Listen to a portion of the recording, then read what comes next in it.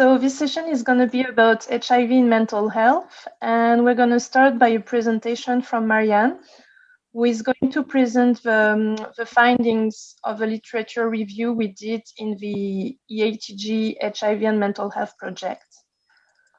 Then we're going to have a very short Q&A session, a presentation from Marius, who is going to talk about HIV and mental health from the community perspective. And then we're going to have a presentation from Tamás, who is going to talk about psychological peer support in harm reduction for MSM who use drugs. Sorry. And so we're going to have very short Q&A sessions in between each presentation. So as usual, I encourage you to participate and to ask questions and to provide feedback. You can also raise your hand if you want to ask a question. You can also just unmute yourself during the Q&A sessions and ask a question. And you can also write your questions in the chat, and I can read it for you if you want. As usual, the session is going to be recorded. If you have any technical issue, you can write to me directly in the chat. So we're going to start with a presentation from Maryan. I'm going to share my screen. So Maryan, I give you the floor. Thank you, Marina. So I will just start with saying that I had to switch off my camera because my internet is unstable. So in case anybody is wondering, I will present quickly the results from a systematic mapping review that we did earlier this year. The objective of the project, slide Marina, to estimate, next slide, was to estimate the prevalence of mental health problems in people living with HIV and the diverse subgroups of people living with HIV, to explore the relevance of mental health on the effectiveness of HIV prevention, treatment outcomes, and care, and to identify if there's any correlation between mental health well-being and long-term treatment. I just quickly wrote down the definitions of mental health, which is defined as a state of well-being in which the individual realizes his or her own abilities and can cope with the normal stress of life, can work productively and fruitfully, and be able to make contribution to his or her community. So now to mental illness, which is defined as collectively all diagnosable mental disorders or health conditions that are characterized by alterations in thinking, mood, behavior, or some combinations thereof associated with distress and impaired functioning. So I don't want to go into details because I don't have so much time. I will just quickly mention that the study 51, we found 35 studies that met our inclusion criteria. And out of these 51 studies were conducted in Northern Europe. So it's countries like the UK, France, Russia, Netherlands, Denmark. It was from Eastern Europe. It was a few studies from, among other countries, Romania and Kazakhstan and Russia. And we based our search from the last 10 years, so studies from 2009 to 2020. Out of these 35 studies, 32 studies were on adults, while 3 studies were focused on adolescents. So we found no is focusing on older adults. There were more men included in the studies than women, as usual in all other studies regarding HIV. Only one study had more women than men, and this was from Russia. And then there was also only one study that compared quality of life of untreated HIV controllers with quality of life of treated HIV patients. Concerning study design, we had all studies were quantitative, and 50% of the included studies were cross-sectional surveys with or without control groups. 7 studies included a control group. So the studies looked into different, they didn't look into only one problem, but they had different problems. 10 of these studies reported on the prevalence and predictors of psychiatric symptoms, and one study reported on psychosocial and mental health characteristics.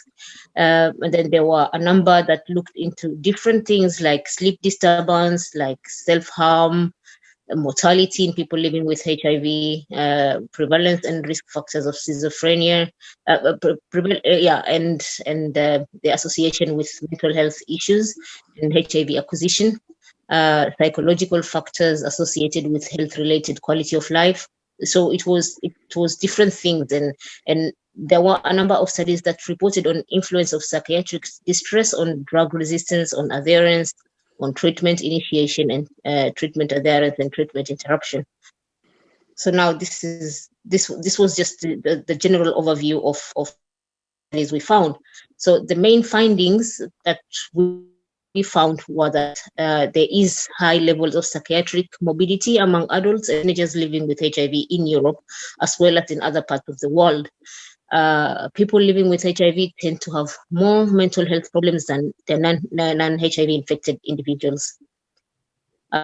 Depression was among the most mental health problem found in people living with HIV, and several studies reported an increase in depression symptomatology experienced by people living with HIV. This was not only the case in Europe, but it was also the case in other countries, for example, the USA and Africa and Asia as well, from other continents, I mean. I will briefly mention the direct effect of depression when it on people living with HIV, and there was one study that looked into the occurrence of depressive symptoms and the relationship between HIV initiation, HIV treatment initiation, and ART adherence in people living with HIV in Kazakhstan. And in this study, there was a relationship between depressive symptoms and lower levels of CD4. This study is also supported by one other study that was from Rwanda, and one which was from the whole of sub-Saharan Africa, where depression was reported to reduce adherence to retroviral therapy, weakening its that depression was associated with also weakening its therapeutic effects and compromise medication outcomes at both individual and population scale. Then other effect that was looked into was depression and sleep quality, and this was one cross-sectional study conducted in France, where poor sleep was observed in 47% of the study participants, and factors associated with sleep disturbance were depression, being male, living single, and being maybe in active employment. These were just a few among other factors. There was also the association between depression and mortality. We did not find any studies from Europe, but there were studies from the USA that investigated the relationship among depressive symptoms, HIV status, and mortality. And researchers reported that symptoms of depression are moderately associated with death among veterans with HIV, but not among those without HIV infection. So that was one mental health dimension. The other one was anxiety.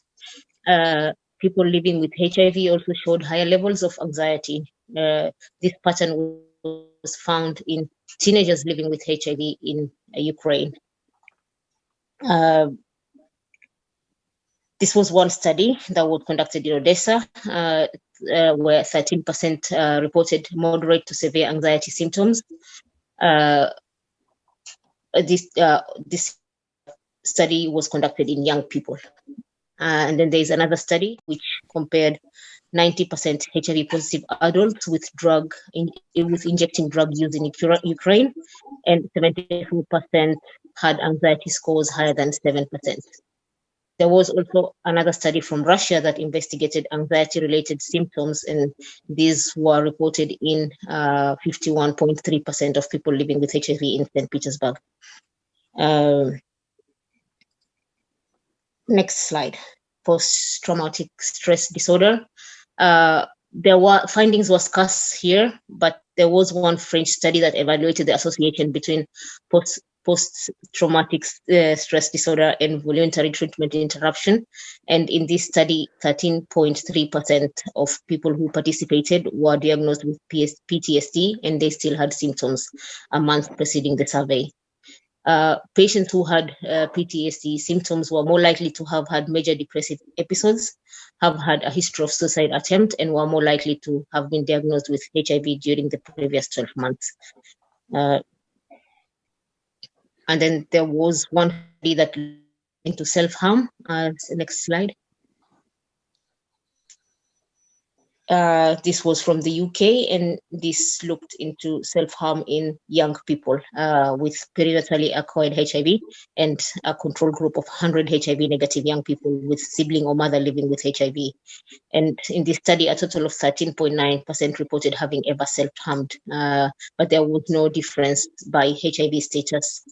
But female sex, lower self-esteem, and having ever used alcohol were predictors of self-harm in this study. Yes, and then into quality of life and mental health, there were a couple of studies that examined quality of life and reported on mental health variable. One study was from Kazakhstan that it showed that their major depressive disorder was an independent predictor to poor health-related quality of life. There was also a Spanish study that revealed that depressive mood as a factor with greatest influence upon mental health and quality of life of people living with HIV. And there was also one study from Sweden that found out about 1 in 4 respondents experienced moderate to severe hopelessness. Negative self-image and hopelessness was a predictor of low quality of life in people living with HIV there as well.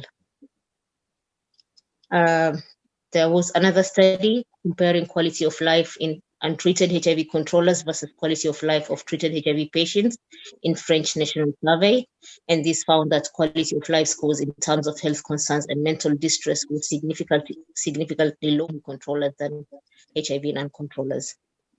Then another study from Spain that found that the average mental quality of life scores were higher among women than men. So there were very few studies that compared gender, and this is one of them. Another one that compared, another study from the UK observed that those with white ethnicities were higher risk of mental health conditions compared to Black, Asians, and minority ethnic groups. And women were also at higher risk of having mental health conditions. Recreational drug use was also a significant factor. There were very few studies that looked into these diverse groups of people living with HIV, and this is something that should be replicated in Europe, I feel.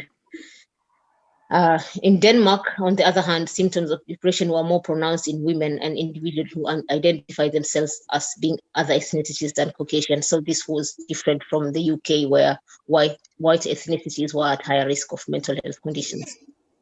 And in St. Petersburg, injecting drug users and MSM injecting drug users had significantly greater depression than heterosexuals and injecting drug users.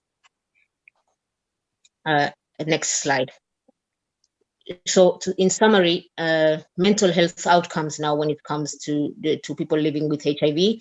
In HIV prevention, mental health illness and risk of HIV acquisition, only one Danish study investigated the risk of HIV after diagnosis of schizophrenia, and schizophrenia was not associated with increased risk of HIV in individuals without substance misuse. So substance misuse is another factor on top of mental health issues. But there were studies from the US that looked into the contribution of mental illness to increased risk of acquiring HIV, and 4 to 10 had an increase. People with serious mental illness, 2 to 6% had a higher risk of acquiring HIV in the USA. HIV treatment and care outcomes, this was a lot looked into, and mental health issues led to adherence to reduced adherence to antiretroviral therapy and led to increased risk of viral rebound, and not accepting treatment was also a risk factor. Yeah. So we identify a number of groups that we saw that that is conducted in other countries that looked into problems with activities of daily living in people living with HIV, that looked into suicidality of people with mental health issues and living with HIV, which there were no studies on such in Europe. Then there was the psychosocial factors. We did not find any studies that looked into disparities in socioeconomic status, like housing status and its contribution to mental health outcomes. But there were studies from the USA that looked into this. Also, there were no studies on HIV-infected detainees and mental health outcomes. There was also little data on sociodemographic factors. And then the issue of intersecting stigmas like sexual minorities, sex work, misuse, and mental health outcomes. There were almost no studies that looked into this. We found no studies that directly examined the correlation between mental health well-being and long-term treatment, and this was one of our objectives. In a study, there was only one study from Spain, which found that women with longer period of HIV diagnosis presented with lower level of mental and physical quality of life. So we hope to identify more gaps through a survey that has been launched has been now newly launched in Europe, and then we are still going to look in other studies from other parts of the world to find if there is anything that should maybe looked into here in Europe. So in summary, mental health issues in people living with HIV leads to major impact on quality of life. The mental health issues create challenges for HIV linkage and engagement in care. Mental health issues affect treatment outcomes and increase burden of illness and risky behaviors. Next slide. And this is my last slide. So I think that for future research, priority should include replicating findings regarding common mental health issues from other parts of the world into the European context. Research is also needed. Thank you. Thank you very much, Maryan. I think it's a super interesting research that you did, and the results are really showing gaps, especially in Europe, I think. Just one comment from my side. I sent all of you the different links to the survey that we are doing in the framework of the same research. So this survey is targeting people living with HIV, but also people who work in community organizations. So I'm going to ask you again if you can fill it in, or if you can share it in your respective networks. It would be really nice. And I'm going to put the links of the survey in the Google Classroom. So thank you. Does anyone else have comments, questions, some feedbacks? I raised my hand, but I don't know if you see it. Sorry, I hadn't seen it, Eliane, but please go ahead. Hi, Miriam. Thanks for brilliant presentation, but I wanted to ask a question about there is no link with mental health with stigma and discrimination. That people living with HIV and with mental health also could be linked to also stigma and discrimination. That's actually my question. Yeah, we did not have that as our objective in a way, and these are the things that is which I said in the end, that research is also needed into the predictors of mental health outcomes, because this is something that could be nice to find out what is it that leads to mental health issues in people living with HIV. This was not a part of our objective, but it's important. It's an important topic. Yes, Tamás? Can I comment on that? So indeed, there's very little literature about the combination of mental health related stigma, HIV related stigma, and discrimination, and those as predictors. But having said that, there's a good body of literature about stigma and discrimination in mental health. and also a good body of literature about stigma and discrimination in HIV, obviously.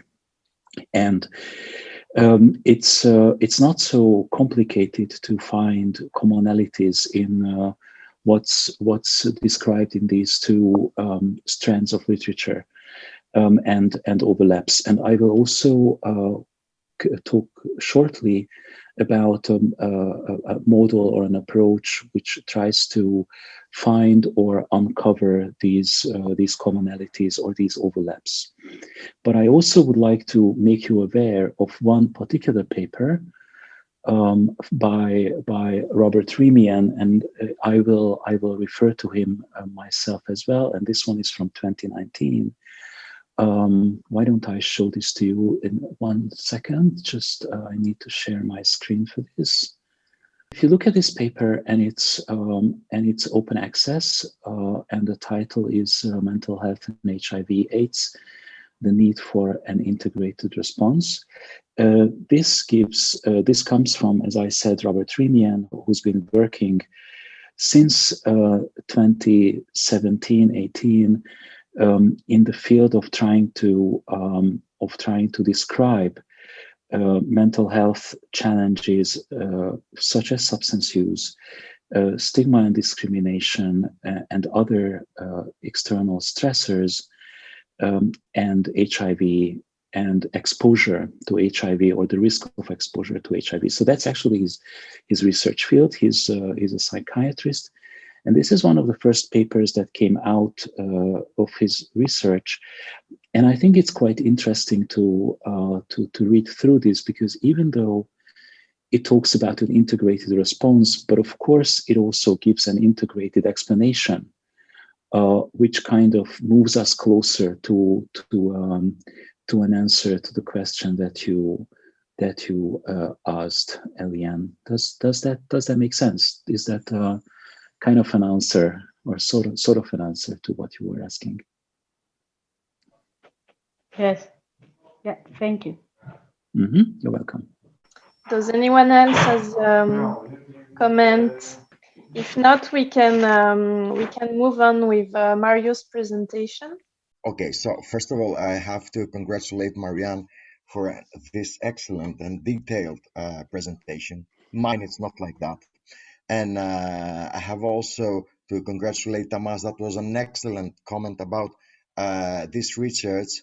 I also have read this out about the connection between HIV, stigma, and mental health. I have to also to say to everyone who is here with us today that I'm not an expert on mental health, but I'm a peer supporter for many years for people living with HIV and people who are using drugs. And these groups are dealing with mental health issues. Also, I'm on psychotherapy for, likely before the Ice Age or something like that for many, many years. I'm dealing with my issues, so I have a kind of, also experience what is going on, and also have a kind of experience about how HIV positive people and people who use drugs are totally stigmatized from mental health experts and from the public health system, not only in Greece where I live, but also in many parts of the world. So after this small introduction, let's move to the other slide. Okay, so I have to clarify that we are not a bunch of experts, of psychiatrists or psychologists, but we are peer supporters. We are practicing peer-to-peer support and peer-led harm reduction for seropositive drug users, men who are having sex with men, and people who use drugs, people who inject drugs mainly. We have created a non-judgmental environment where we meet people where they are, not where we want them to be. And we know that we're dealing with extremely vulnerable people, as we have been some time ago, and we might be as well in the future. And we're very careful with language and with our behavior. Yes, Mental health issues are prevailing to the HIV community due to multiple factors. As Maryan and Tamás already noted, stigma. There is multiple social exclusion, discrimination, and a constant feeling of shame. In our cultural context, in the Mediterranean countries, mental issues and mental illness are extremely stigmatized, and that makes things only worse. And when an illness is extremely stigmatized, this is a barrier to treatment. People don't want to go to experts because they are afraid of being labeled as crazy, as lunatics, as antisocial, as whatever. We've been dealing with that every day of our lives in our peer work. Every day of our lives. People are also afraid to approach our services because they're afraid not to be seen from somebody and then they being labeled as HIV positive, as gay, as drug users, as crazy people, due to the fact that we frequently meet people who are socially withdrawn and isolated. The first thing we try to establish is to form a bond with them, is when you meet people at the point they are. We don't have to be like judgmental, like the judgmental experts who say you should do this and you should do that. No, it's the secret of success, of peer-to-peer support. Accept the people where they are. Where you want them to be, it's a totally different story, and you should ask them.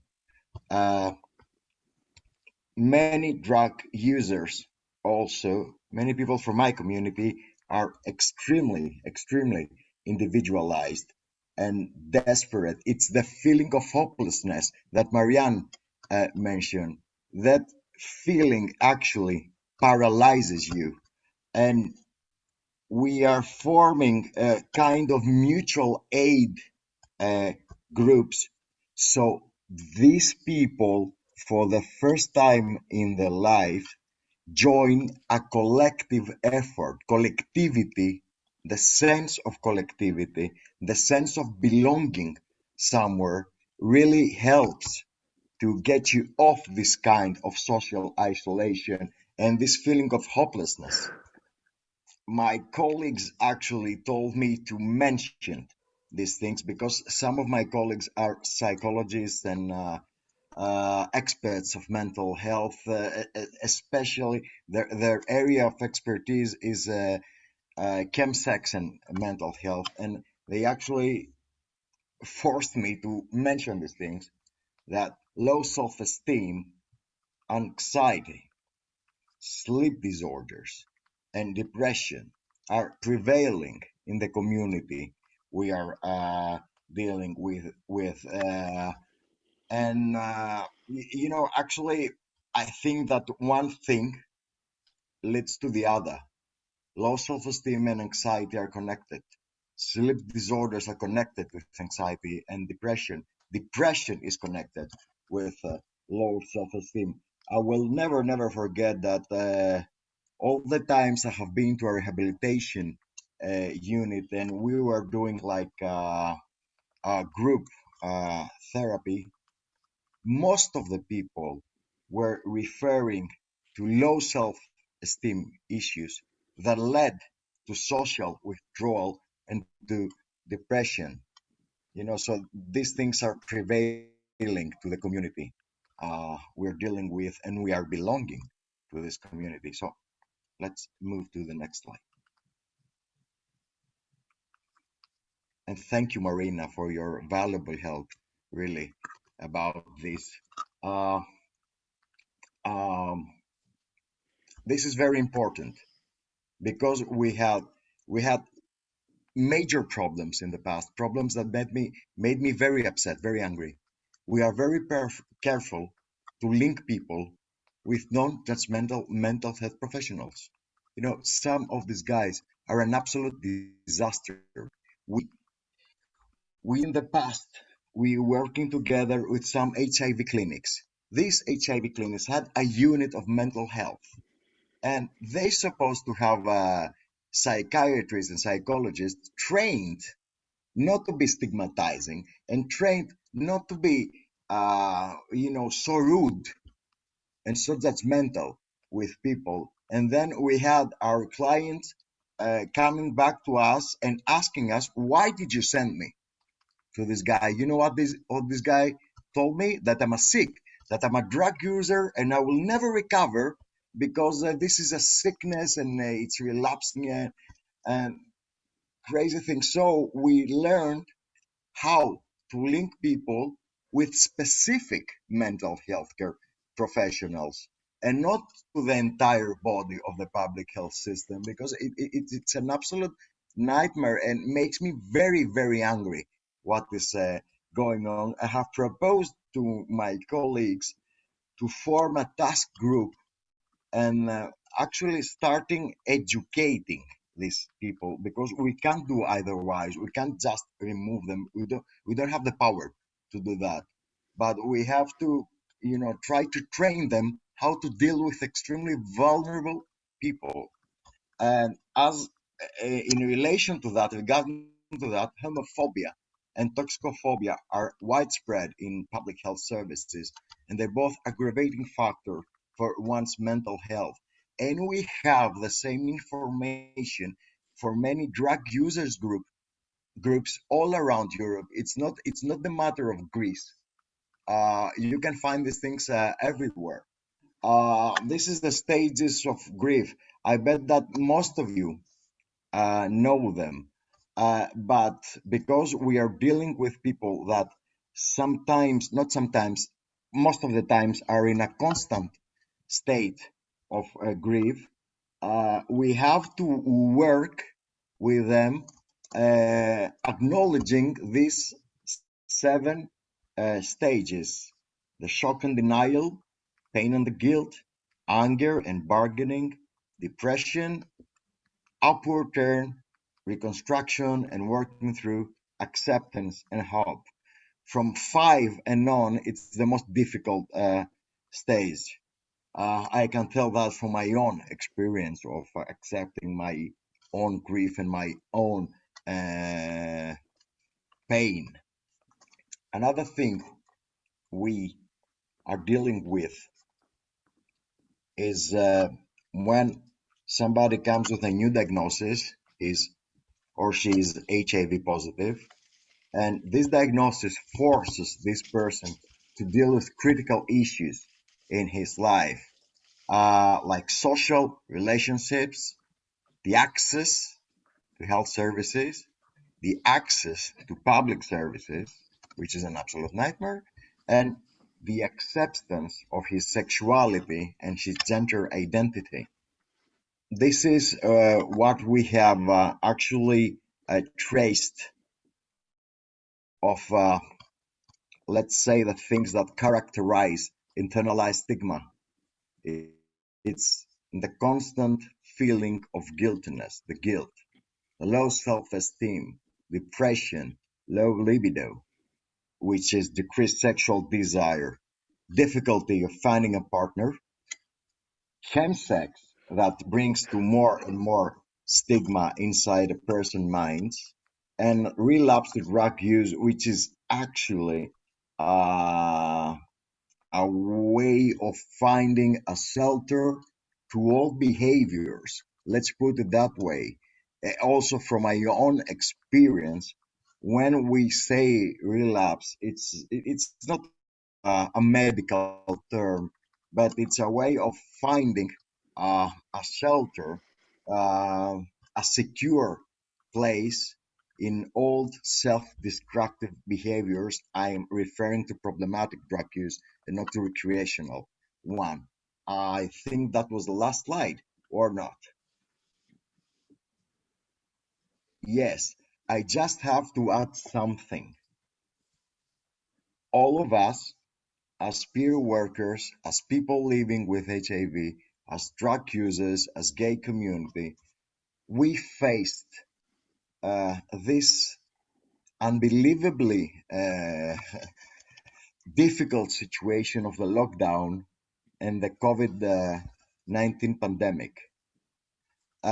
This pandemic had some kind of effects to our clients and also had some of effects to the services that were offering mental health, rehabilitation units, harm reduction services. There was a huge disruption of the services, but a huge one. People who were on substance-free programs, they were not allowed to enter, so they started doing Skype meetings, and it didn't work exactly very good. And also people on harm reduction services were not allowed to access for a while, thank God not for a long while, to sterile injecting equipment and to things that they use in their everyday living. That we saw people that had panic attacks, much more depression, excessive, aggressively drug use, very violent explosions, even in our offices, in our services.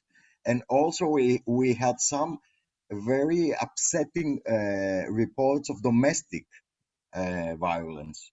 And, you know, because we are working with people that live on the fringes of society, you know, the system, for the system is the invisible ones, the untouchable ones.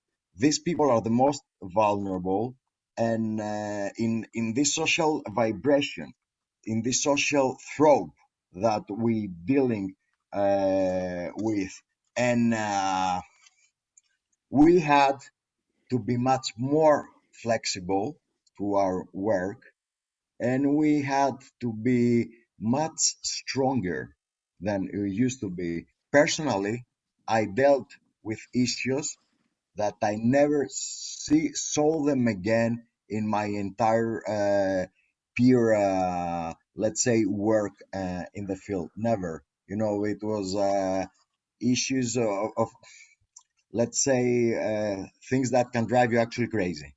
And we are dealing with these issues till now. COVID-19 had a huge impact on mental health for our clients. And we are trying to be much more flexible than before and not ignore, you know, this sign of times. I had to make this, you know, closing. Thank you.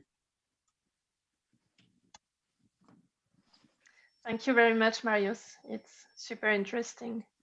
I also have a comment about you're insisting on the fact that mental health professionals should be trained on certain issues and on working with some marginalized communities. I think it's indeed very important. I know that in France and Belgium, we are in the communities, we are sharing lists of doctors and psychologists that we think are safe for certain categories of people. In Brussels, for example, all the queer women have the same psychologist. So we all know her and we all go to her, and it's a bit, it's a shame, I think, that in a big city like this, we have one person to refer to. And I know that for people living with HIV, sometimes it's the same issue, and it must be even worse in smaller cities and in rural areas. So I think it's indeed a very important recommendation.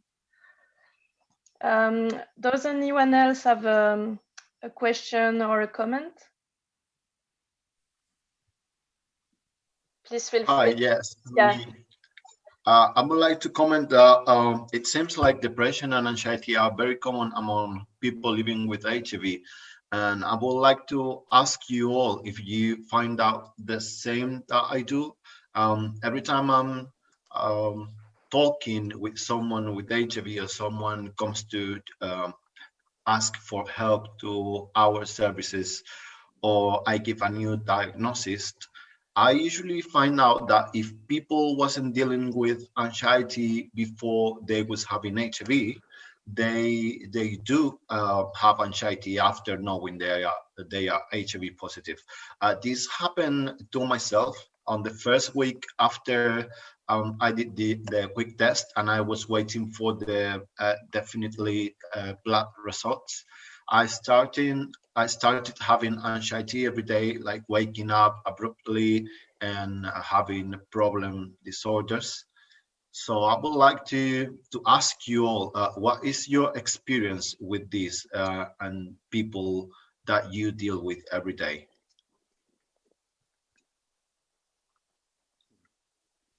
Shall I answer, or it's a question to everybody? Yeah, to everybody. Okay, Juan Fran, what you mentioned, it's actually like happening 90% of the cases. I remember myself also when I was got diagnosed, I was aggressively using drugs, injecting heroin and cocaine, and my first response to the HIV diagnosis is that I started injecting 10 times more than the usual, almost died from anxiety. I see everyday people. We have a mini outbreak in Athens in injecting drug users now in HIV, and I see people paralyzed from stress and anxiety. And also, the problem with now the pandemic and the services is that we can't actually send them to a person, to a mental health professional that we don't know, because we are afraid that this guy will make things worse. So we have very specific people, very specific psychiatrists, psychologists that we work for years with them, and there is a huge line of people now waiting to get treated. But as long as they wait, people are driving themselves crazy. They're paralyzed from the stress and anxiety. And also, I have to mention, there is also the social economic factors. We are living in Greece, 10 years of economic depression. And after we said that, okay, this is over, then the pandemic came, and they just, it was an execution. It was so it's a constant fear. It's a constant anxiety. We are trying also to deal with it. Not only our people we are meeting. That was my contribution to that. Thank you. So if I may, we have very practical concerns in Berlin and in other larger German cities with lockdown and substance use, and that's that while getting together in a social setting like parties or clubs, sex clubs, or just dancing places where casual sex has been quite usual or customary. With the lockdown of these places and with the elimination of these, if you like, safe spaces for people who use drugs, there has been a very hard push towards private parties and uncontrolled environments. Because even though partying has kind of stopped, the drug supply chain is still there and going strong. So dealers are going around the cities and they are making a killing business, and it's very easy. It's still very easy to get hold of drugs, but that control or that safety that was there in these places, in these clubs, and there are, in some places there are more of them, in some places there are fewer of them. That's not so important. But at least if you go to a club, then there's some control over your behavior. There is some help available, so that people will call an ambulance if you don't feel well, or they help you if you fall down the stairs, or so you're not alone, and that's gone. And we see a massive problem with that, because substance use has not decreased. People are still using drugs. Well, of course they are, and why would they stop? But those formal and informal support structures that we used to have, or that are still kind of there, but only theoretically, they are not accessible right now. And that's where we see a really big challenge. How do you reach these people? How do you prevent overdose if you're not allowed to be in these parties, if you're not invited to a party? While previously you could go to a sex club and say that you want to do harm reduction services, and you were welcome, and there was no problem with that. This doesn't happen with a private party, so no one will invite you to a private party just to do harm reduction services, or to hand out water, or watch that people use their own syringes and needles. So it is we see this is an unexpected challenge, and a challenge where we don't really know what to do. Yeah, I think, well, I don't know if all of you are finding the same issues, but it's the same here in the south of Spain. People are more prone to do chemsex private parties because they cannot go to the clubs, they cannot go to the bars, and that is being very difficult situation because there is more cases of overdose, drugs use and abuse, and I don't know if many of you do HIV test in your work, but here we have found more than 3 times more HIV new cases than the previous year, and most of them are related to this kind of sexual parties. So it's becoming a big issue. We are now thinking, how can we work with this, and how can we help these people and manage this issue? Right. So the question is, how can you bring this message closer to the community? Now, I think that one of the challenges is that it's not like people don't know that it's risky. The problem is that they don't know how to protect themselves from unnecessary risks. So the traditional educational approach, like we should tell people that it's risky, that doesn't work because they know this. It's like with smoking. People usually know that it's harmful and it's bad for your health, and they are still smoking. And the same goes for substance use. So if I think back to my days when I used drugs, I was perfectly aware of what I was doing, but I was also falling for this fallacy that I'm stronger than that. I cannot, so I'm going to be able to control my behavior up until the point when I was no longer able to control my behavior. So, and I think that many people are in the same situation. And then I have absolutely no idea at this point how to deal with the situation and how to insert the harm reduction aspect into this new constellation or this new pattern of substance use that we have now. Because then actually HIV really is just the icing on the cake. So people usually die from overdose here, at least in Berlin, before they would get tested for HIV at all. So that's we will never find out. So this is I'm a bit lost here.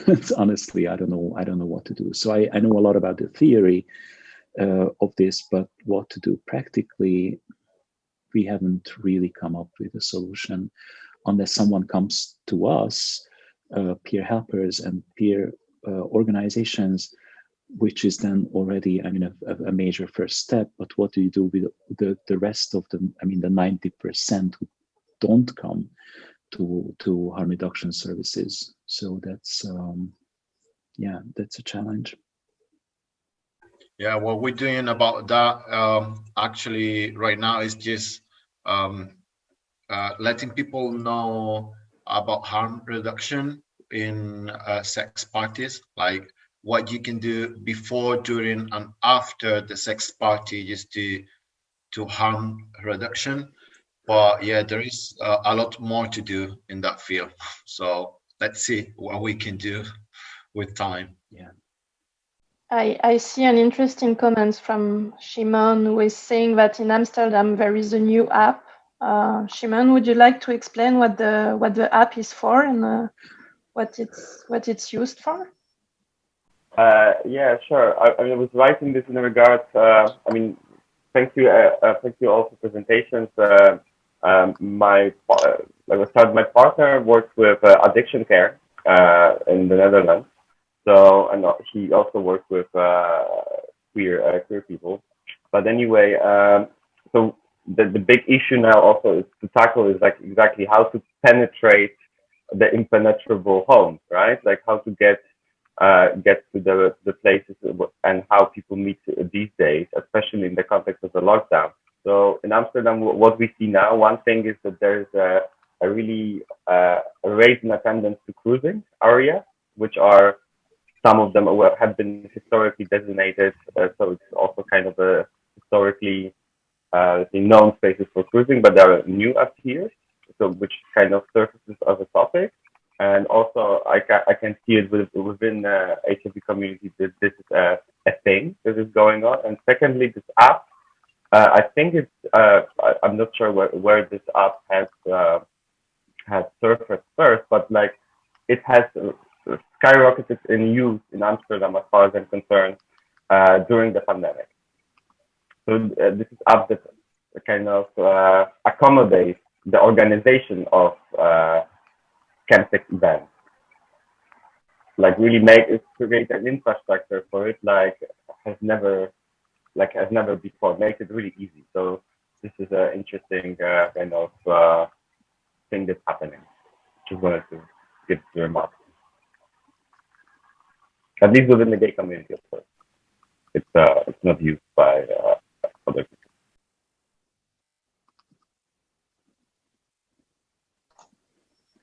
Thanks a lot. That's quite interesting. Yeah. Does anyone else have a comment? If not, we can move on with Tamás' presentation. I wanted to add something about the app for choice app. Selecting a choice is a choice center.nl. It's a place where they have they connect people who has addiction and mental health and with medical treatment. So by providing the advocacy and services. So they organize basically also a meeting space from now for the lockdown, and it's also in Amsterdam. And then they will meet and they have just connect and get some with as peers. People use drugs and also they meet with ex-drugs users. Among those also, you don't have to have HIV. There are also people who don't have HIV and people who have HIV. And so they offer so that service as well now also during lockdown. So then they can stay in touch. Yeah. That's very interesting, Eliane, and I will also bring a couple of examples from Berlin of similar services, and actually that takes us that already takes us towards what I intend to speak about, which is how the community, whichever community, be that the community of people living with HIV or people who use drugs, that really doesn't matter. But what is important is that the community can and should do something about it. But that's going to be towards the end of my presentation. So if you have no other questions at this point, then I would start with my presentation, and then we can still come back to your questions and comments afterwards. is that okay if I go ahead? I can see a nodding. Good. So first of all, by way of introduction, my name is Tamás Bereczky. I come from Budapest, Hungary originally, but I have been living in Berlin for a couple of years now. I moved here for a number of reasons, professional and personal reasons. I'm a psychologist and a linguist, and I hold a PhD in social psychology, and my research field is patient organizations, patient advocacy and activism, and its psychological and social aspects. I work with the European Patients Academy for Therapeutic Innovation, which is a pan-European organization for patient education, and I do a lot of educational and peer support work. And I also work as a consultant for this patient-led consultancy, which was established by patients from various disease areas, HIV, cancer, blood cancers, and we provide consulting services to patient organizations, but also to the pharmaceutical industry about patient engagement, patient involvement, and patient education. I also used to be a member of the EATG, but then my career took me in a different direction. So I left the EATG earlier this year in January 2020, and I was an EATG member for about 14 or 15 years. I live with HIV. I also have a diagnosis in depression. I'm a former substance user, and I have a bunch of other conditions. So I'm right in the middle of it. So what I'm going to talk about today is a little bit well, pulling together a lot of the aspects and perspectives that you've heard from Maryan and also from Marios, and I will try to outline sort of a holistic approach to dealing with the body and the mind, the body and the soul, if you like, on saying that this is. That it's not two separate things, but it's one unity. So a person is made up from a body and a mind and a soul, and all of that is one unit. And we find this approach particularly useful in harm reduction services. In this case, for MSM who use drugs, but it also applies to other settings actually equally well. These are my disclosures, not a lot of things to disclose.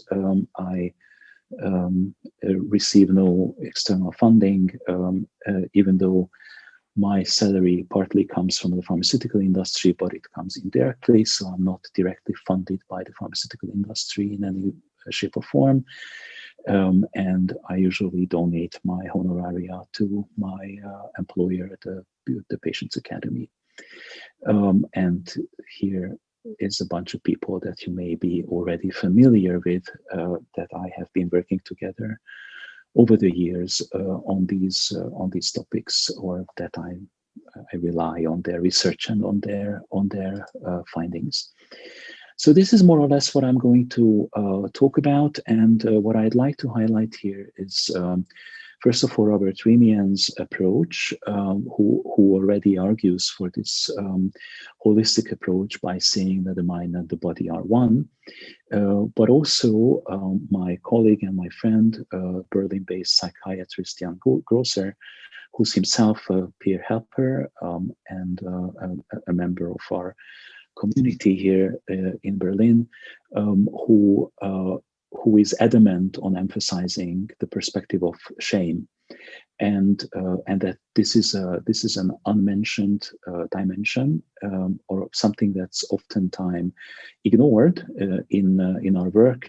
And he argues that that shame and understanding guilt and shame should be the starting point for mental health interventions and peer support work, because if you come from that angle, that will help you also empathize and understand your clients much better, and what's happening, what's going on in their lives.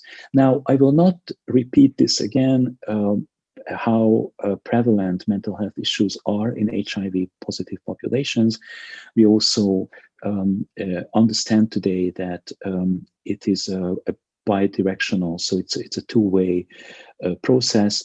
The prevalence of mental health or the presence of mental health issues increases the risk of contracting HIV, and vice versa. Living with HIV deteriorates your mental health for a number of reasons, which I will mention briefly.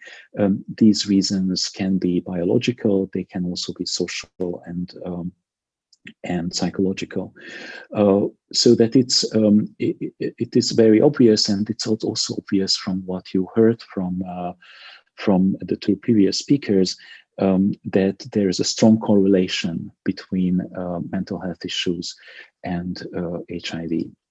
Now, I borrowed this slide from Robert Remian, this psychiatrist from the United States that I've already been referring to, who has drawn up this model about stressors that affect both people living with mental disorders, mental health challenges, and also people living with HIV. And you will see that there's a huge overlap in these stressors that can both increase the propensity, the chance, or the risk to contract HIV, but also increases the chances of having mental health challenges or mental disorders if you live with HIV. Actually, the whole presentation of Remian can be downloaded or watched under this link. It was presented at CROI in 2018. And it was tremendously interesting because despite the fact that we have a pretty clear understanding and have had a pretty clear understanding of the importance of mental health and this kind of more overarching approach to mental health and HIV since forever, so this has never really been a question, especially not within the community, that there's a correlation there. It was first in 2018 that a leading scientist like Remian stood up and held a plenary presentation about the joint areas and the joint challenges of mental disorders and HIV. So even though informally this has been something that we've been talking about all the time, and we always have said that, well, yes, there must be something there, but never has anyone taken the courage or the effort to actually look at this issue from a scientific angle and start talking about it before 2018. So it's quite telling. It was only 2 years ago, so it's a relatively new area, even though within the community we have been talking about these issues for a long time. So Remian says that if you look at these categories, such as demographic challenges or stressors, biological stressors, community-related stressors, like something that we've just mentioned, how dense, how safe is your community, how much violence is there in your community, and we know that, as Marius mentioned, that domestic violence is something that we don't really talk about in same-sex relationships, but it's very much there, not just for men, but also for women. So it's relatively well documented by now. Also intersecting stigmas because of HIV, gender-related stigma, stigma related to sexual minorities, and so on. Psychosocial stressors, environmental stressors, and also socioeconomic stressors. And if you look at all of these separately, then you will see that there's a very strong correlation of these stressors, both with mental disorders and mental health challenges, and also with HIV. So it's no wonder that in the intersection of all of these, then you will find people who have mental health challenges and HIV at the same time, because apparently these two tracks will take you there very easily, and then ultimately it's very easy to meet there, unfortunately, in the middle, where you live with depression and HIV at the same time. Now, realizing this, we argue very strongly in peer help work and in the theory of peer help work in these populations, we argue very strongly for the holistic approach. So acknowledging that these factors that have already been mentioned before, depression, anxiety, these two actually go together anyway. So prolonged, protracted anxiety inevitably leads to depression. And we also know that untreated depression can very easily lead to self-medication, and self-medication oftentimes means substances, including alcohol. And we also understand that it's a challenge because of the adherence aspect. So that people who live with depression, people who live with chronic anxiety, people who use drugs are less adherent. So there's a lot of less adherent to treatment, and treatment in this case is not only medicine, but it can also be lifestyle changes, smoking cessation, physical exercise, so that kind of stuff. It's more difficult if you're depressed, if you're anxious. It's more difficult to adhere to treatment for a number of pretty straightforward and understandable reasons. So if you don't really feel like you want to live, then it's very difficult to convince yourself that you want to take your medicine to stay alive. So. But we wanted to come closer to why this is happening, and we found that actually the minority stress model, which was described in the 80s already, that the minority stress model is a helpful tool to understand this, because if you look at all these stressors that I showed before, and you try to understand why they come about, we find that these stressors are there because you are a member of this or the other minority, and being a minority member itself is a stressor, is a stress factor. And so we also try to turn this around and say that, okay, the minority stress model says that you are closed in this bubble, in this bubble within society, which is your minority, that thing that you belong to, because of intersectionality, because you can belong to several bubbles. This may also make you quite isolated and lonely. This is again something that Marius mentioned before. But we also found that if you try to look at this from a different perspective, or if you try to turn this around, this also means that this bubble is an integrated unit. It's something that can show resistance. It's something that can show resilience. It's something that can be self-defined and thereby autonomous, so that there's a certain power to being part of such a bubble, and that's the power of the community that we try to build on and we try to bring across. Now, this may seem as if you like, as a logical or a philosophical trick, saying that it's bad, but yes, it's so bad that it's actually good. But that's not our intent. We just want to say that, by definition, if you are part of a minority community, that also means that you're part of a community. And if you are part of a community, then there's power in that. Even if you don't realize this immediately, even if you don't, if you cannot act upon this immediately, but it still conveys a certain sense of empowerment. And that's what we try to strengthen in our peer help work. And this, of course, also talks to or addresses the issue of otherness. Otherness as a fact, so simply being different from what is labeled as normal. but also the acknowledgement and acceptance of othering, which is when society tells you that you're different from them. That's what's described as the process or the phenomenon of othering. So if you try to approach these challenges from this angle, we find that brings you closer to a more accepting, and again, this is something that Marius was talking about. So this brings you closer to a more accepting, to a more welcoming, and a more integrative approach to how you talk to your clients and how you try to provide peer help. But not only that, it also means that it gives these tools that are usually in the hands of the medical establishment in the healthcare provider's hands.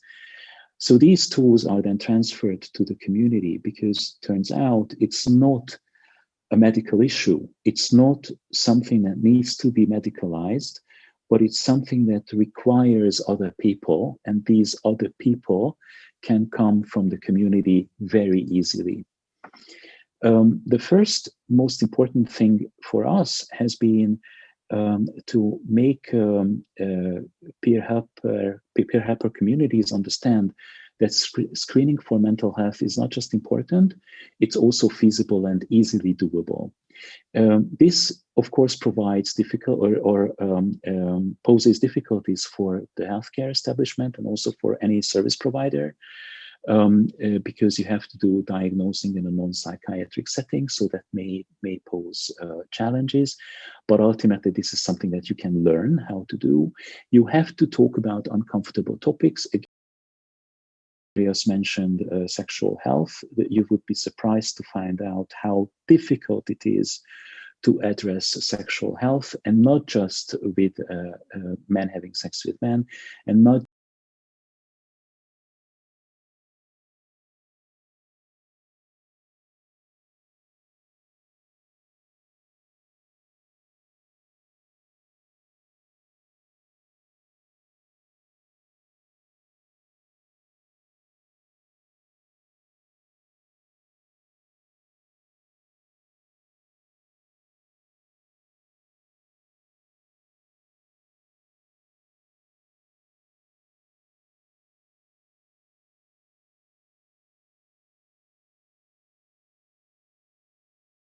them to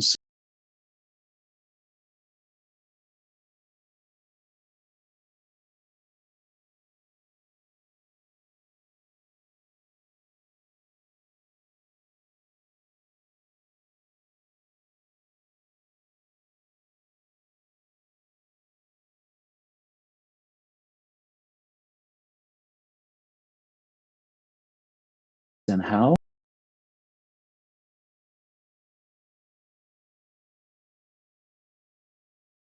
For doing this, there's oftentimes a lack of time, and another paradoxical phenomenon is that actually you almost expect HIV patients to be depressed, so it's a non-issue. Well, if someone comes into your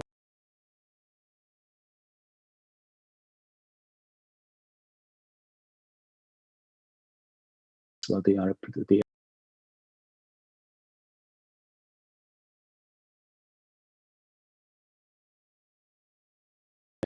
these issues.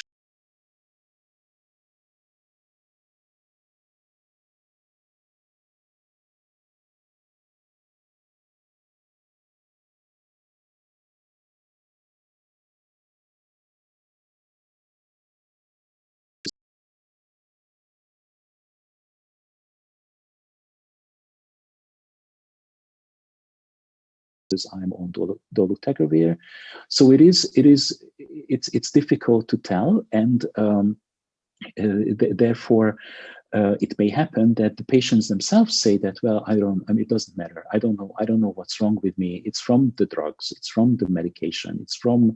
It's because I'm depressed. And then it's glazed over, and you no longer deal with the issue, but it festers in the background, and it erodes the patient's mental health. Of course, there's also stigma there are also stigma and shame. Again, very difficult topics to talk about. Very, very uncomfortable for the individual as well to bring this up. And there's a very low level of health awareness and health education, even in rich and so-called developed places like, for example, Germany or larger German cities. Talking about health awareness, health education is really not going so well. And with the increasing emergence of ultra-conservative right-wing governments and their educational policies, this is only going to get worse. So sexual health education and health education in general, learning about your body and how your body is within society, is not going to be a popular topic, because it's against the underlying philosophy of conservatism. So it puts us all in a tricky situation, both for patients, but also for service providers. But it's doable, we believe, and in order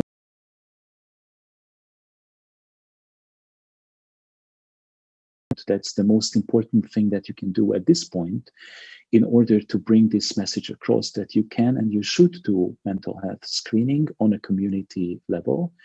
Also, that mental health screening is not a one-off exercise, because your mental health evolves, it changes. Sometimes you do worse, sometimes you do better. You also age, and as you age, your mental state will also change. Sometimes for the better, sometimes for the worse. So it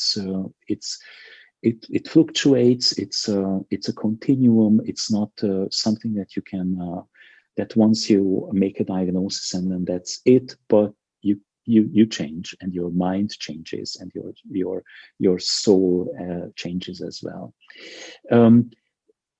And reassuringly, there's a whole set of standardized and validated mental health screening tools, tests that are very easy to use and have also been validated for different languages and cultural settings, which allow community service providers to do meaningful work in this regard, and to integrate mental health screening and then related peer help into their work. But this is only possible if you educate community members, peer helpers about this.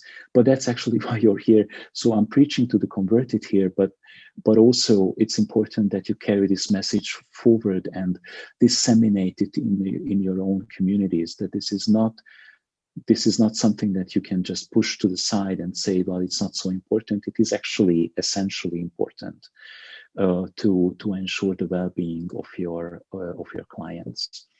So let's see what we do in harm reduction and in mental health services for community members in Berlin.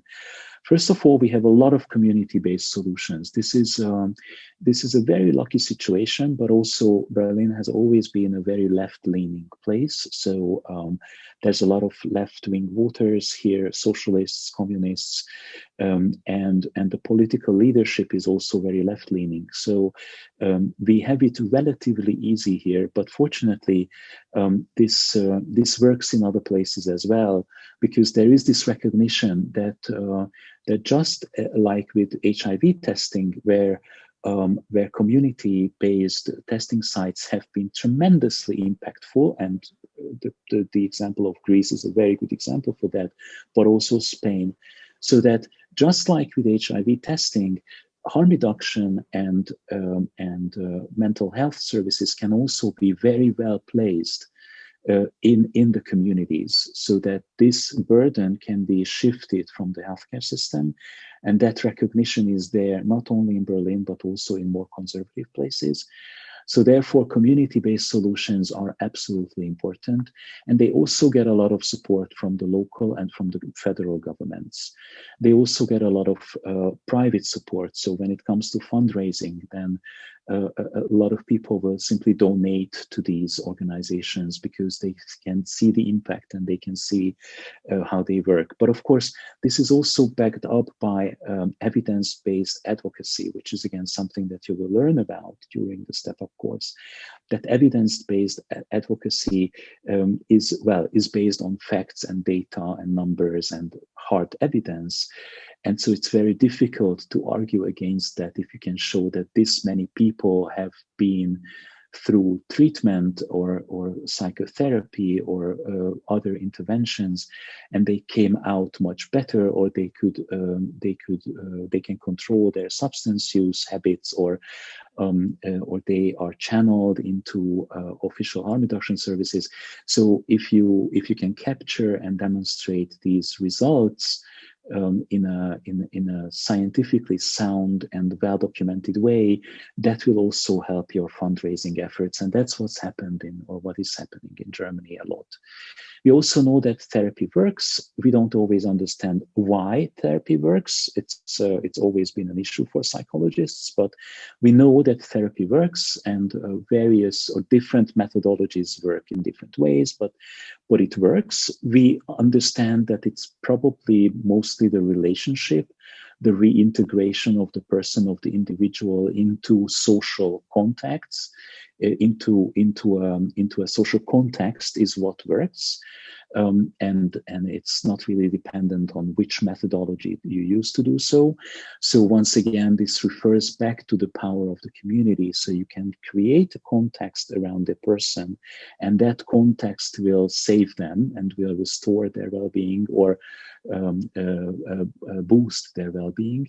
We also know that there are no quick fixes. It takes a lot of time and effort to patch someone up, or even to patch a whole group of people up. It's not a quick process, but it does work.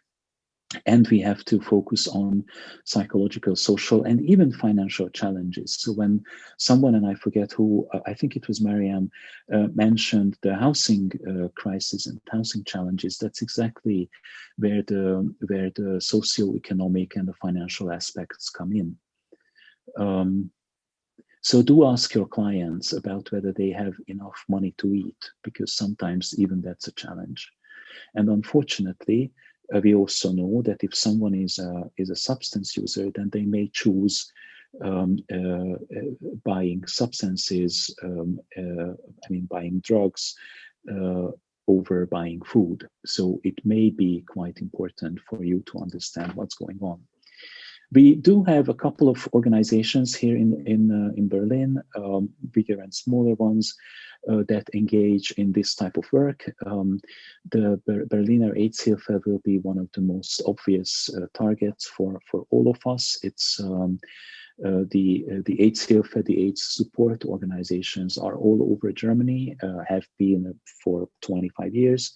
Maybe even 30, and the Berlin organization is pretty strong, and I think that the EATG even works with them on a regular basis, and several members of the Berlin AIDS support organization are also EATG members. So there's a very natural connection there. Another very interesting initiative is the Schwulenberatung. Schwulenberatung means gay advisory service, or gay counseling service, and it's an NGO. It's a charity, which works in a very interesting way.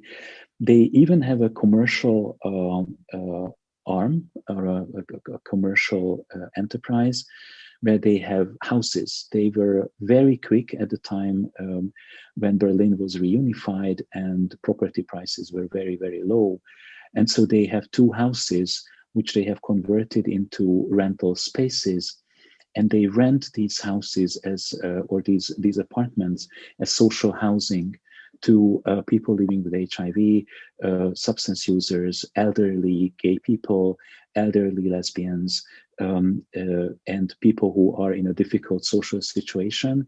And they also maintain a covered safe house for gay and lesbian refugees from the Middle East. so that they can disappear and get a new identity in Berlin. And they fund this from, on the one hand, from private funds, on the other hand, from government funding, but also they fund this from the income that they generate with their commercial enterprises. So because it is a charity, they are not allowed to make a profit. So they reinvest everything into this community work, and they have been tremendously successful. So just think about this. There can be a number of different opportunities that you may not necessarily think about. So maybe you just expect the government to fund you, or maybe you expect other charities or foundations to fund your work. But oftentimes you just have to be creative about how you fundraise for this type of work. And one such creative approach is what the Schulenberatung has been doing. Yes, they face a lot of criticism, saying that they are property owners and they are capitalists and this is all bad and whatnot. But actually, if you look at the number of lives that they have saved over the years, I think they are very welcome to work to work within capitalism in a meaningful way. The checkpoint Berlin is exactly like other checkpoints all around Europe, so they do the same kind of thing. And also Mencheck, both checkpoint and Mencheck concentrate on people who use drugs, especially Mencheck.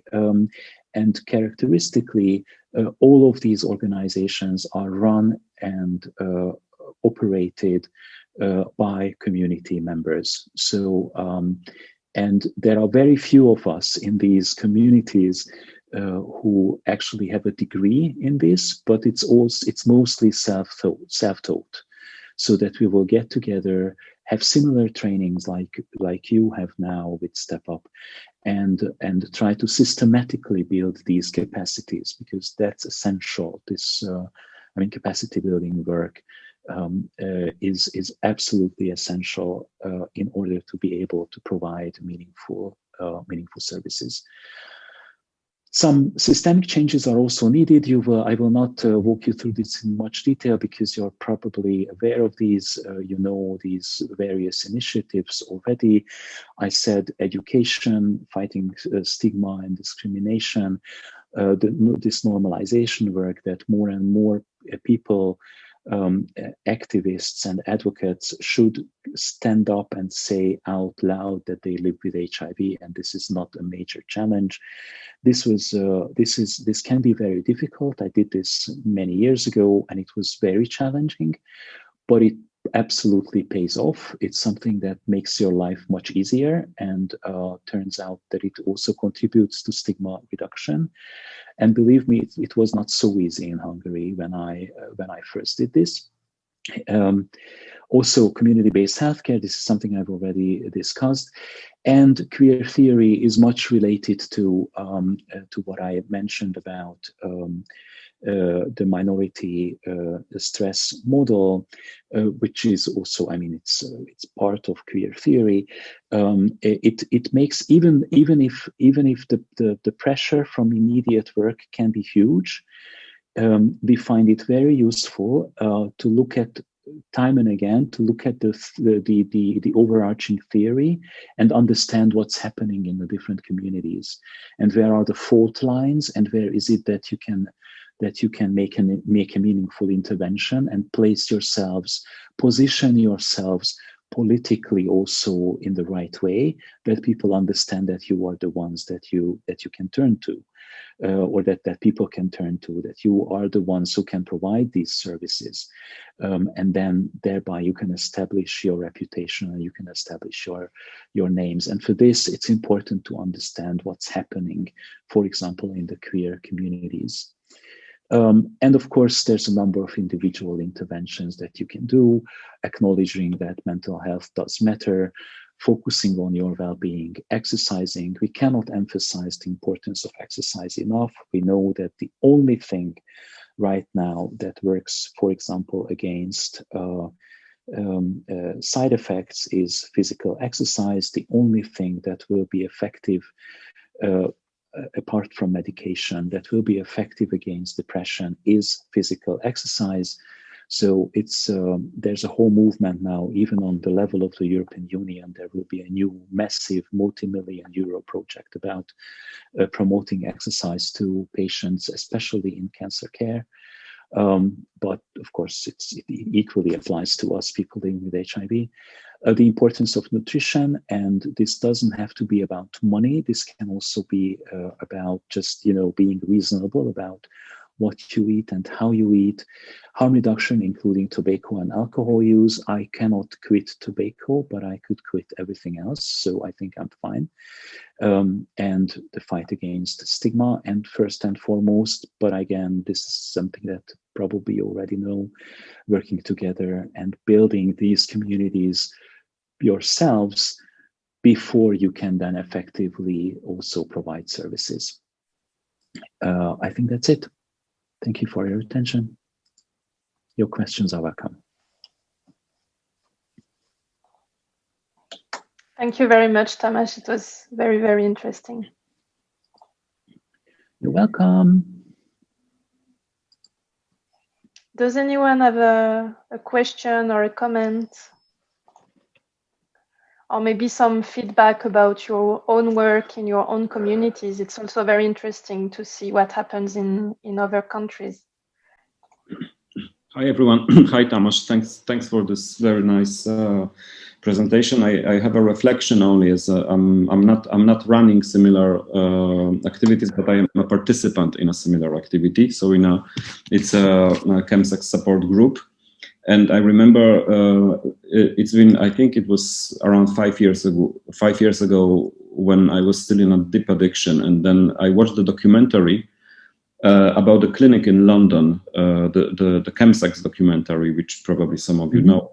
And then I had this very sad reflection that there is nothing available in the country where I live in. And now here we are, like 2 years ago, such activities started also here in Poland, and I'm participating in a chemsex support group, which is excellent. I think it's one of the best things that happened to me in my life. And that's really helpful. So this is changing, but still I have a feeling that this is like a small drop in an ocean of needs that we have here. But anyway, we are on the way. Yes, but yeah, I mean, sure. I mean, and it's so good for you, and I congratulate you on that. But you know what you can do, and this is how we started it also.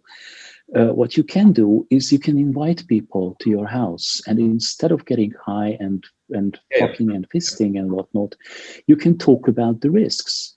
So it is possible, and it is and yes, it takes an awful lot of time and a lot of energy, but you will gradually find people who can work together with you on this.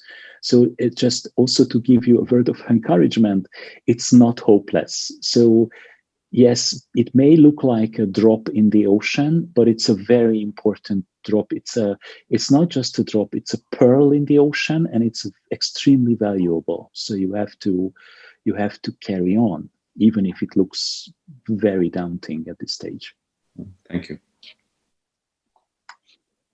Yes, I see that, Eliane, you have a comment? Yeah, I don't know if it's a comment or it's a question, but I want to ask Tamás about like this mental screening for the patients. I've seen how the power of peer-to-peer education works when it comes to the HIV. For example, I've been doing also counseling here in Amsterdam, not only Amsterdam, but in Netherlands, the other part of Holland also. Then when you have you meet somebody who recently diagnosed with that fear and the stigma, and then you just sit and listen to all they have to say, and then have really listening ears, not really be judgmental or jump too quick to say you have to do this, but more listening and be compassion. And then after that, you will tell your story. It makes a big difference, and they go home very convinced that they're gonna just live normal. But my question is, how is it the same when you are like I had some of you have you used to use drugs? Is it also, do you have the system of peer? So then you will talk to those people, convince them, and show them that yeah, what you went through, of course, and yes, you living with HIV. Also try to make them open up their eyes, say like, wait a minute, we have to watch out because this is what can happen to us. Because of course, no one wants to have a HIV. You know, if there is a way to avoid it, you can do it. But do you then use also like this kind of system for peer-to-peer empowerment? Absolutely. I mean, yeah. So I've always been speaking openly about substance use and HIV and hepatitis C, and also how I then got cured from hepatitis C, which wasn't an easy process, and also I speak openly about depression related to substance use, psychosis related to substance use. But it's not. It is difficult, and it takes not just courage, but it also takes a solid background, either your family or your friends, or a solid household that can protect you from attacks. So don't go into this head first. Don't stand there without someone backing you up, because then you very easily and quickly are left alone. So when I decided that I come out openly about how I live, what I do, who I am, then I made sure that my family supports me and is around me, so that there's at least a safe space or a place where I can go home and I can say that I feel safe and I'm not attacked. And that will give you the courage and the internal support as well to carry on talking. But because there will be people who will be critical, there will be people who will tell that you're worthless because you use drugs, and there will be all that Marius was also talking about. So there will be an active stigma, and people will attack you. But ultimately, if you can first build your own hinterland, if you can first build your own support network, then you're also good to go and speak up publicly. That's my experience, and that's the experience we've made for example, in the gay counseling service, where this supportive community is there in the counseling service for all of us. So anytime someone feels attacked, anytime someone feels unsafe, then there is this professional community that will support you and give you the right arguments, and or just sit down with you for a supervision talk, or just for a chat, have coffee with you, and keep you going again. But you have to make sure that you have something like that, so that you're not left alone. I don't know, Marius, if that's in line with your experience. Yeah, I can totally identify with that. I wanted to tell you, because this is what you just mentioned. First of all, congratulations for this excellent presentation. Very well detailed. Always you give us very analytical tools, to work with them. And thank you for that, Tamás. I have to tell you that what you just mentioned about not standing alone, because I'm also an HIV positive former drug user with this, let's say, bitter experience with hepatitis C. Finally, I'm cured as well.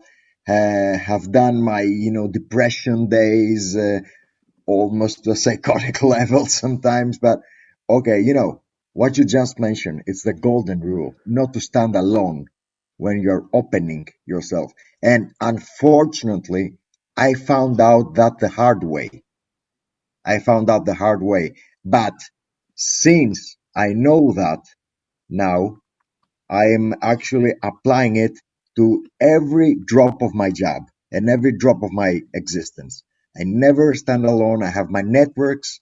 Now I have also my friends, some of my relatives, and that's I think the most important thing. the golden rule of our strategy, not to stand alone, just to lean on our safety net, our peer network. Thank you for that, Tamás. Thank you. I have a comment as well. I thank you, Tamás and Mario, for the good presentations.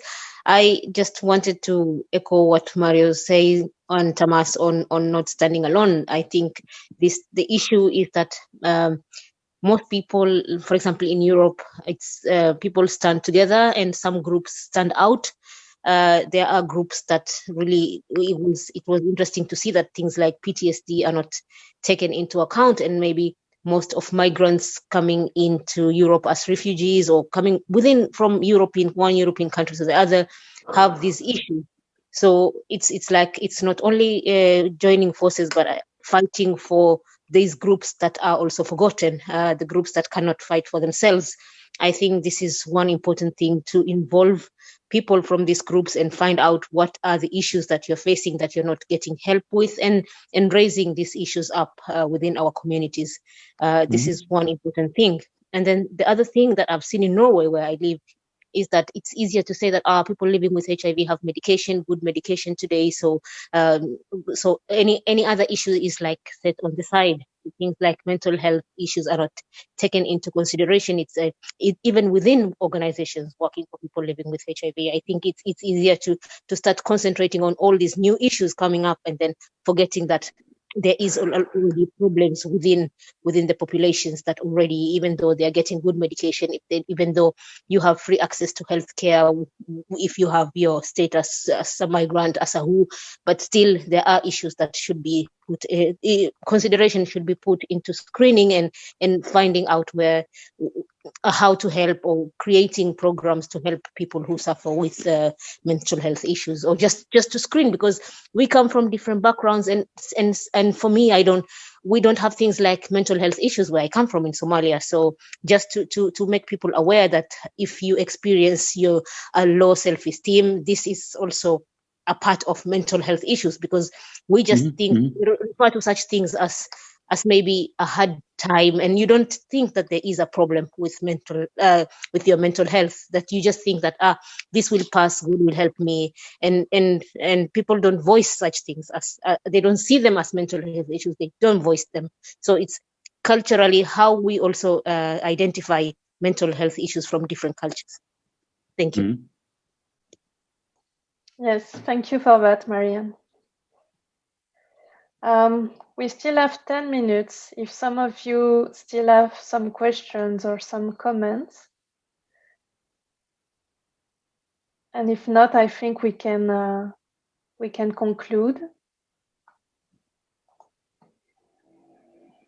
I see there is a comment from Eliane in the chat about the danger of being open publicly before being ready to face any stigma. Eliane, would you like to comment about that? Yes, I of course, although I am also open publicly about my status, mental HIV status, it doesn't mean I don't face stigma and discrimination. I mostly fight with the nurse, with the most of the experience of stigma. It's happened to me mostly in hospital with the medical cares people. So I always advise people, even when we are talking about being open, it's not meaning public, it's more being yourself, acceptance, but have at least one person to know about your status, who can help you in case you are somewhere, you forget your medication, at least you have somebody who can bring it to you, or when you feel you want to talk to something, you have somebody at least you can get out, because it's a very big burden to keep the secret for so long. It puts you under the pressure, and then you always have to hide, and but when you have somebody, you are open, you can talk anything, it's okay. Have or some of your family member, let them know, and they can support you. That's very important. You don't have to go publicly tell everybody, because it's not everybody who can stand for that. So once you want it to be public, you have to be aware of what's a stigma, how it's gonna work, what how public is gonna accept you or your community. You may get some rejection, people who reject you, or you may lose your job, because I lost my job during my when I came out, my volunteer work in hospital. So you have to know there are things that you're gonna face. Are you strong enough mentally? Are you strong? You're gonna go through it, or you just stay there, take your medication and accept yourself as you are, and then that's it. You don't have to really to do anything to let the public know. As soon as you have people who can be there for you, that's very important.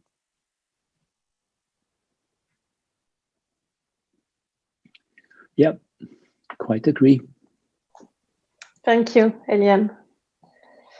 So I think we can conclude the session here. I just want to say a big thank you to the three speakers and also to all the trainees who asked questions and intervened. I think it was a very informative session, but it was also very inspiring. And I really liked how you insisted on the bond of the community and the role and the power of the community. It's really inspiring for me and for other people, I think. So thank you, everyone. And we see each other next week, and have a very nice weekend. Have a good one. Bye, everyone. Thank you. Bye-bye. Bye, everyone. Bye-bye. Bye, everyone. Bye.